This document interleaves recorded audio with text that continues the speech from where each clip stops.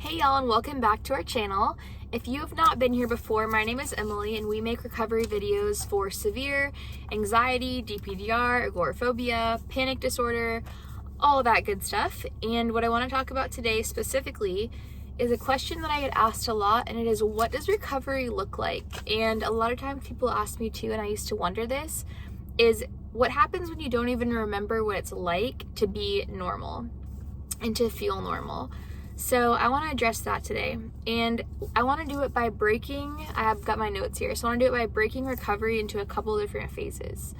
So phase one, I would say, is when you're starting to learn about anxiety. And again, download that free recovery guide in the description of this video, because that's going to be your foundation. It's totally free.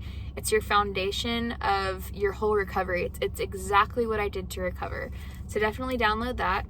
Learning about anxiety, kind of disarming the fear a little bit, because when we don't know what's going on, we just feel like we need to go to the emergency room, or like something's wrong with us, or whatever can lead us down the health anxiety route. So learning about it is kind of phase one.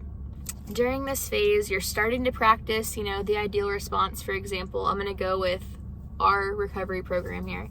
So starting to learn ideal, you're starting to practice it, you're still very, very limited. So for me, this was probably the first, maybe I'll say probably about 6 months for me when I started to recover, I was in phase one. I kind of understood anxiety. My body didn't fully believe it yet, that I was safe. I was practicing my response, but I was very limited. If I was driving at all, it was down the street, and I was having extreme symptoms. I was limited in general. I would still do things with my husband, but I just didn't feel safe enough and secure enough to do anything on my own really at that point. So then we go into phase two. Phase two is when we can respond. We've got our response down. We're still having symptoms. We still might have panic. Definitely I had DPDR for all of phase two, honestly. But in phase two, you're not limited, and you know that you'll recover, at least most of the time. I definitely had days where I felt like I would never recover, literally till the end, honestly. And that's normal. So phase two, we're responding. We have very high symptoms still, but we're not limited. We're driving again, we're traveling, we're doing what we gotta do, and we just feel like crap while we do it. That's phase two. Phase three is when we have no more symptoms, or no more chronic symptoms.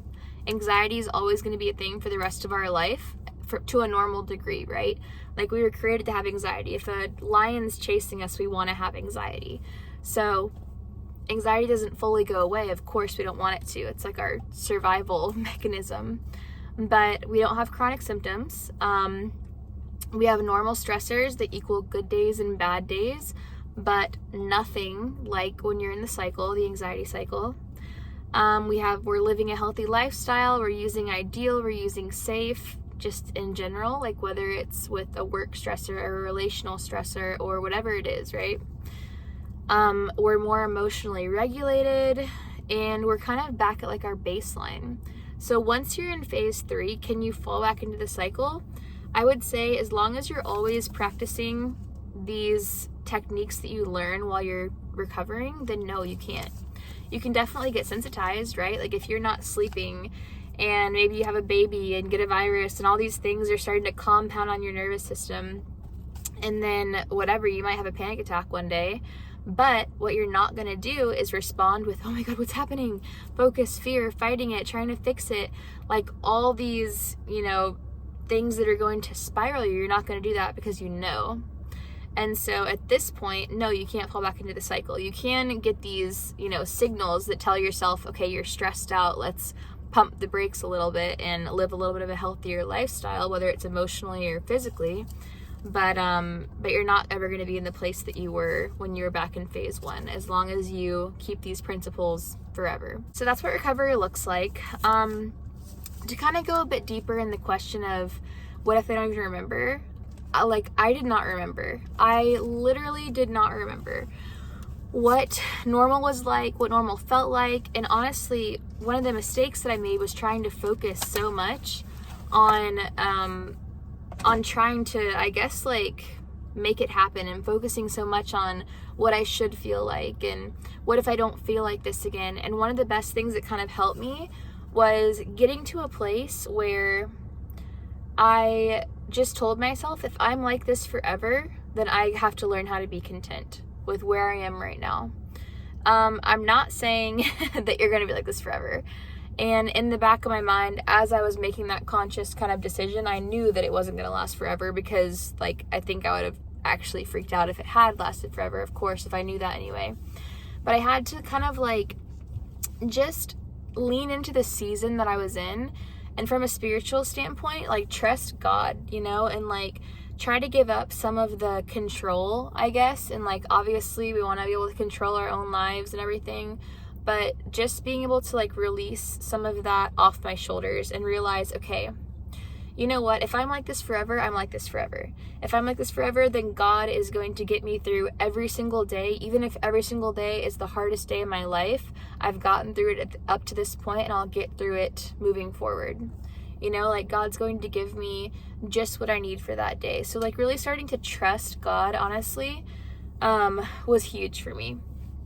And it's really difficult. I know it's not easy, but I would say when you're constantly, like, worried about, you know, what's going to come next, and why haven't I felt this way yet, and all this kind of stuff, we're being kind of, like, ruled by our emotions. At the end of the day, when you really break it down, like, yeah, it sucks, but it's also, like, just a very severe level of discomfort, right?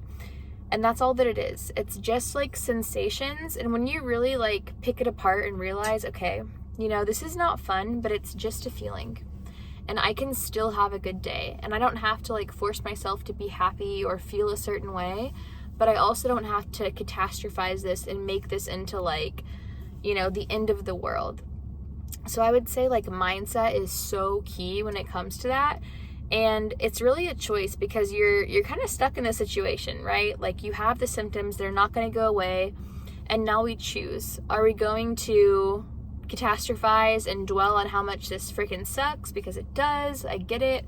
Or are we going to choose, okay, here's where I am. This is the season of life that I'm in. If I'm this way forever, I'm this way forever.